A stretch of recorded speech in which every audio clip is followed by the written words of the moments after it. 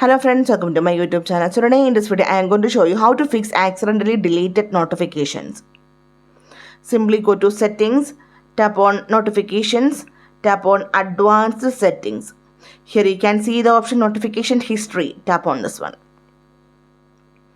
Just turn on the option. So here you can see the recently you got the notifications, you can see here under notification history. So cleared notifications can often be recovered through notification history. This prevents missing important messages also. Like this one.